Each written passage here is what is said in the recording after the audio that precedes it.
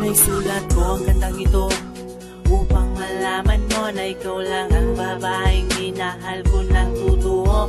Ang umibig sa iba ay hindi ko magawa sa'yo, kahit pagbabalik ka rin mo man ang kabilugan ng mundo. Ang puso kong tapat ay sa'yo lang mamamalahi, para akong mabaliw kapag wala ka sa aking tabi. Lahat ay gagawin, lagi lang kitang mamangiti, makuha ko lamang ang mga matamis nating sandali.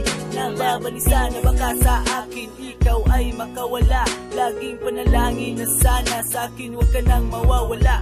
Lahat ay aking gagawin upang makasama lang kita, maging sa panaginip ay gusto kitang maisakama. Ikaw lang ang babae na sa akin ay nag-iisa, wala nang ibang ibigin pa. Hihiling ikaw lang talaga ang aking sinta.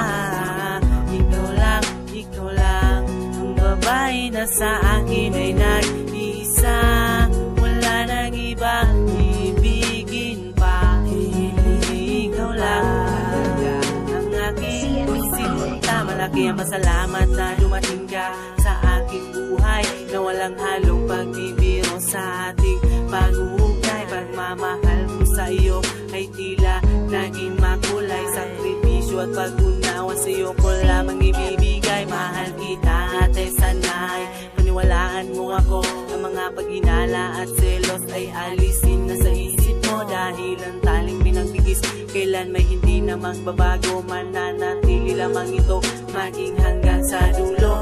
Lahat ng mga pananakit ay aking babaliwalain, kahit ilang beses magtapunan at batuhin ang pinggan. Ang masampal man sa muka, huwag mo lang pasagasaan, at easy lang baka puso ko ay matamaan.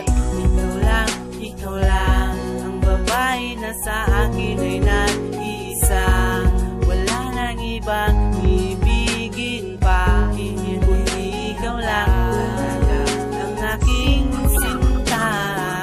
Ikaw lang ang babae na sa akin ay nag-iisa, wala nang ibang ibigin pa. Hindi ikaw lang talaga ang aking sinta.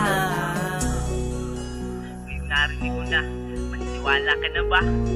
Sana ang kantang ito ang makapagwawala ng iyong mga paghihinala. Naisulat ko ito pag malaman mong ikaw lang talaga. Okay na tayo, ha? Ang awiting ito sana ang makapagmulat sa iyo.